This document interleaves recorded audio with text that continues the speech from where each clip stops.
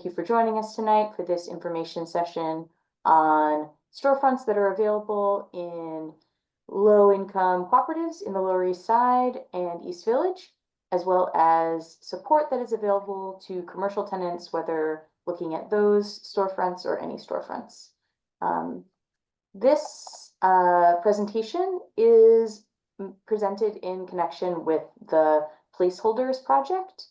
On the next slide, you'll see some images of that project. So due to decades of organizing on the part of Cooper Square Committee and many other organizations in the Lower East Side, there are a prevalence of these Housing Development Fund Corporation cooperatives in the neighborhood. It's a unique type of affordable housing that's collectively owned and operated by residents.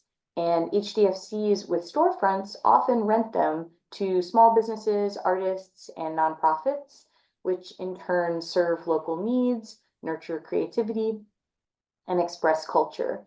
And collectively, HDFCs offer a model of stability for residents as well as small businesses facing the threat of displacement in our neighborhood.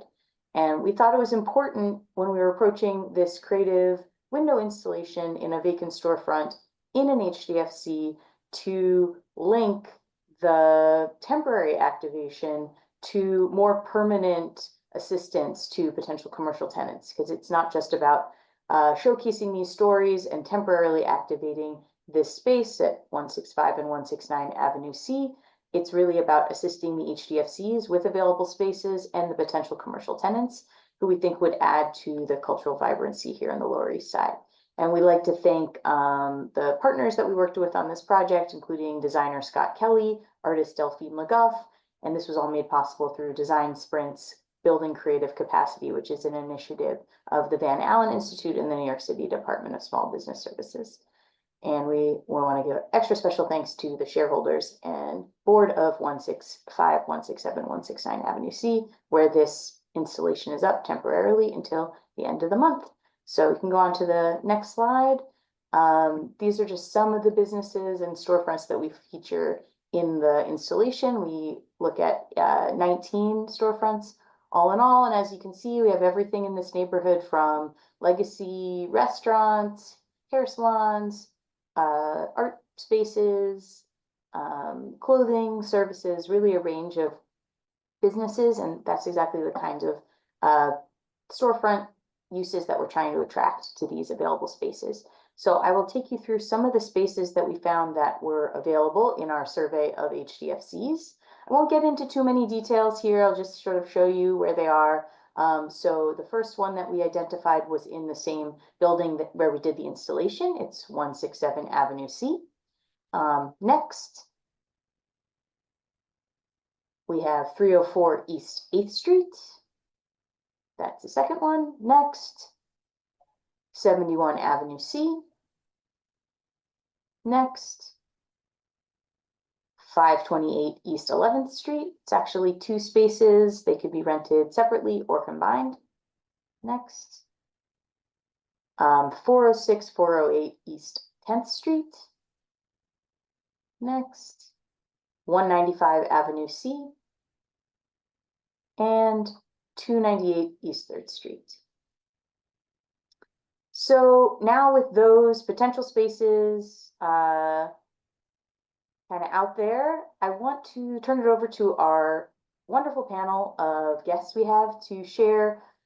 It's a big undertaking to think about renting a storefront space, whether it's in this neighborhood in any. So we wanted to pull together a bunch of different experts who could share the different types of support there are available. So to start us off, I want to invite Susan Gluck, who's a MBA and a small business advisor at the Pace SBIDC, Pace University SBIDC, to share a little bit about what support that Pace SBDC provides and what can businesses who are maybe contemplating the step into brick-and-mortar do to take advantage of those services. So take it away, Susan.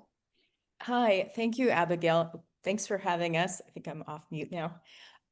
Yeah, so the PACE Small Business Development Center offers no-cost guidance and assistance to small businesses We're here, we serve downtown Manhattan and Brooklyn, and there are many things we can help with when you're contemplating starting a brick and mortar. One thing's for sure, a brick and mortar business is going to need financing to get a lease. And we can really help tee that up with help with making a business plan, polishing up financial projections, helping you make them. A lot of people just don't know how to do that, the science of that. So we help with that. And then we can even help you reach out to lenders. We have trainings on this. We can coach you one-to-one. We can sit down and look at the paperwork with you.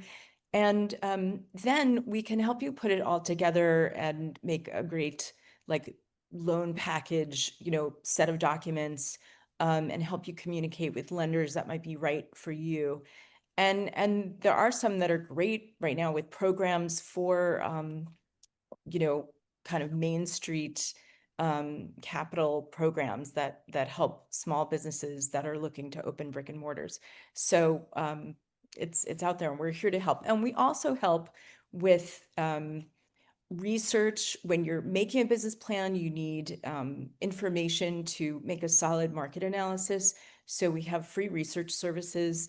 And we can also then after the fact, or when you're just launching and opening, help with, marketing strategy and planning. And there's so much. So between sort of trainings we do and this one-to-one business advisement and coaching, and also the research, we have many resources that can help you. And it's free. So take advantage of it. I'm going to put some information in the chat so you have links that you can go to. But contact us anytime. We help the New York public. If you have a New York personal address or business address, reach out to us. We can help you. And yeah, we've been around for decades and have a lot of experience on our team. We have 5 advisors. We have great interns who help out too. And we're located at Pace University's Lubin School of Business downtown. Our headquarters is at One Pace Plaza. And we can meet in person or on Zoom like this. It's really easy. We also have meetings sometimes at the Midtown Stavros Niarchos NYPL library at 40th Street and 5th Avenue. And we also do satellite meetings in person at satellite locations around Brooklyn. So that's really great. I mean, somebody might want to open up a shop on, in the East Village on 8th Street, but maybe they live in Brooklyn. That's totally great. So we can meet you where you are or on Zoom. So we help with all these things and it's really exciting. We love doing it. And we're government funded and we're here to serve you. So let us help you. If you have any questions, I'm going to put some links, as I said, in the chat, and you see my email up there on the screen. And yeah, that's my spiel. Thank you. Thank you so much, Susan. And I can say from personal experience, referring businesses to work with you and to work with the team at Pace SBDC, you do really amazing, impactful work. And thank you so we're much. grateful for your support. I would like to call in now another wonderful partner, Mariana Salazar, who is a paralegal at Brooklyn Legal Services Corporation A, which is the nonprofit that administers the city's commercial lease assistance program. So Mariana, in your work as a paralegal with the commercial lease assistance program, you see new cases coming in, people reaching out for help with commercial leases. Can you talk a little bit about what are some of the common pitfalls you see in commercial leases and what are some key considerations that potential tenants should be thinking about and taking into account before signing a new commercial lease? Yeah, of course. Thanks, Abigail, for the introduction. So common pitfalls, right? What I see the recurrent mistakes in our clients when they have signed already a commercial lease is that there has been ineffective negotiation, right? And that's very key. That's why we have programs like this, like the Commercial Lease Assistance Program, where you can seek an attorney that specializes in this specific contract. it's very important for the commercial tenant to know that their rights are almost always governed by the lease, by the contract itself. Unlike residential leases, which have more protections for the tenant. And that's why it's very important for an attorney that can help you understand the ambiguities, right, in the contract, or sometimes the legal jargon, right, may be a little bit difficult to understand, and see what your actual responsibilities are under this lease. I also see in my work a lot of commercial tenants relying on verbal agreements with their landlords. That's not sufficient. I also see that many of them can be unclear of the terms, or sometimes they overlook key clauses, like really important sections in their leases, such as maintenance and repairs, right? The tenant should never assume that the landlord is required to make certain repairs or provide heat or certain utilities unless it is listed out in the lease, right? Other key clauses that get overlooked is assignment, right? If for some reason you need to assign your commercial space to another person, how are you able to do that? Termination, guarantees, all of these are really important, and sometimes commercial tenants just sign the lease and do not know. There can be also hidden costs, right? Such as legal fees, or if you defaulted in your rent, how much you're going to have to pay apart from your arrears. And I guess the key considerations, or the really important things that I would want a potential tenant to know or to take into account is, can you afford the space? Like really, really think about this before signing a lease. The base rent is not the only charge in a commercial lease. You can request for the rent schedule, see how much the increase per year is going to be. There's also this thing of real estate tax charge, where the commercial tenant can pay a percentage of that, and you want to make sure that you will be able to afford this. And if they're going to charge you monthly, quarterly, once a year, right, and see if you're able to make this payment. If you're in a building, are they maintenance fees, right? Like, do you share a common area, an elevator, where the landlord will have to, maintain and keep, and sometimes the commercial tenant has to pay a percentage of that. Utilities, right? Are you going to be sub-meter, or are you going to, or is the landlord going to invoice, right? Give an invoice and then you're going to have to pay them back. The permitted use of the space, if you're running a restaurant, a salon, etc. Check the certificate of occupancy, like you can check in New York City buildings, if you're allowed to run a restaurant or a hair salon, etc. And I would say, yeah, and the guarantee that I mentioned before, like that's the last thing that I would want to end this. It's really important. There is a full guarantee and there is a good guy guarantee. You always, always, always want a good guy guarantee to reduce your liability. This type of guarantee can release the commercial tenant from the responsibilities of a commercial space if they choose to end it early, right? Of course, this depends if the tenant has fulfilled their obligations. For example, they are not in arrears, meaning they do not owe anything to the landlord. They give proper written notice. Usually the good guy guarantee will tell you how many days in advance you will need to let the landlord know. And also if your security deposit is intact, right? If like all of these, if the tenant has not defaulted in any of these, you can leave your commercial space, and whoever is the guarantor will not be liable for the entire term of the lease. And as Susan, I will drop in the chat where you can email us or sign up for our services directly. And I hope that answers your questions. Thank you. Thank you so much, Mariana. I'll also say we've referred hundreds of businesses to the Commercial Lease Assistance Program since its inception. And it's much better to sign a good lease first with the help of an attorney than it is to try to work out a bad lease after the fact, but your services are available for free in both cases. And we really do appreciate your hard work supporting small businesses in the neighborhood and all over the city.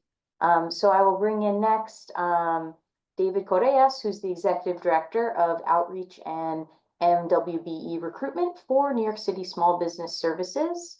So David, we've already heard from Susan about some of the business counseling and financing assistance that PACE SBDC offers.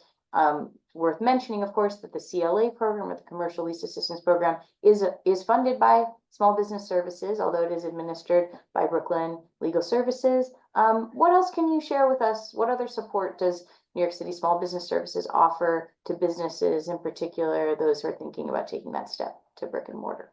Well, thank you so much, Abigail, and thank you so much for sharing us this platform, right? When we talk about all the resources that we have for our business owners, if there's a major takeaway to take from today's presentation is that you have a lot of people rooting for you, whether it's, with SBDC or contracted vendors, all forms of government that are out there. And with the Department of Small Business Services, we work, very closely, to help provide resources for business owners who are looking to start, operate, and grow, right? Alongside, the Signature Commercial Lease Assistance Program, where, which Mariana, spoke so much about, especially when you're up for renewing your lease or even handling some landlord tenant issues, right? But even when we talk about just general legal services that are out there, we also have a great relationship with a great network to be able to help support business owners, even understanding what might be their best legal structure for them and for their businesses, being able to protect their intellectual property like trademarks and patent law, being able to have those conversations with legal professionals when it comes to the ever-changing rules and regulations when it comes to even employment law.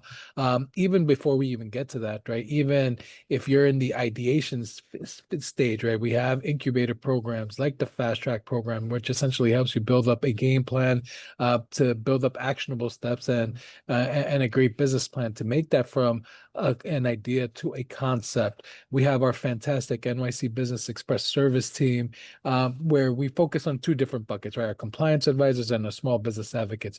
Our small business advocates are fantastic because with SBS, we work with our sister agencies, our 11 sister agencies and regulatory authorities to help you navigate to understanding what licenses, what permits you need to be able to help you open up your storefront a whole lot quicker out there. And then when you do have your storefront, right, we have our compliance advisors, and greatly, they are all former inspectors themselves, right? And we share that knowledge and we walk into your storefront business and we do essentially an educational walkthrough to identify any potential areas to be able to cure, mitigate, and adjust to help potentially reduce any potential fines and penalties for you and for your business.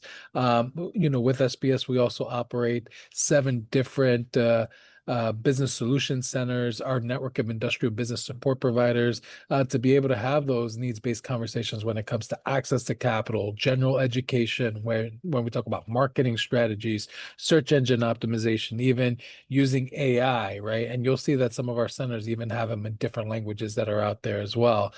So you could definitely tap into SBS as a great resource, as a one-stop shop, whether you're looking to start your business, strengthen the operations of your business. As you scale up your business, we are the city's workforce arm as well. So especially if you're looking to hire and recruit talent, tap into the pool of job-ready New Yorkers that we have out there.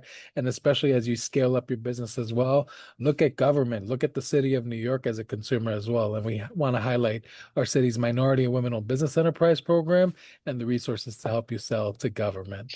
So I know it was very, very high level, but happy to answer any questions that we have out there as well. That's great. Thank you, David. And we will have some questions at the end. For now, we have some information on the screen for how to, both a phone number as well as the website landing page for those many programs that you just referenced. And we want to thank you, of course, for all the support that you provide, and also the support for the Building Creative Capacity program, which this Placeholders event is a part of. On the next slide, I just want to put a shout out to another source of support, specifically in the neighborhood that we work in the East Village and Lower East Side. We have a merchant association, the East Village Independent Merchant Association, not every neighborhood has one of those. We have one with over 125 members. They get together monthly for coffee just to share experiences. What's it like running a business? Sometimes the best expertise is someone who's actually doing it with you. And so just sort of is a way of forming community and sharing information and support among the businesses. I don't want to put anyone on the spot who I do see in the room. We have a couple of Avima members here. So if you're feeling brave, if you'd like to come off of mute and just share briefly what it is that you enjoy about being a member of Avima, what's special about being a business owner in the East Village, Lower East Side, where we have a merchant association, I'd like to invite anyone who is on the call now who'd like to share that experience to share that. I mean, I'll just jump in and say, I think it's been really helpful for us. Because my partner, Megan, who runs the Instagram, is relentlessly championing pretty much every business in the East Village, member or not. And so that's really useful. The Google group is really useful if you're looking for a random a painter or someone to fix the roller gate or an insurance policy. You can just reach out and people can recommend, you know, the people that they've dealt with based on experience.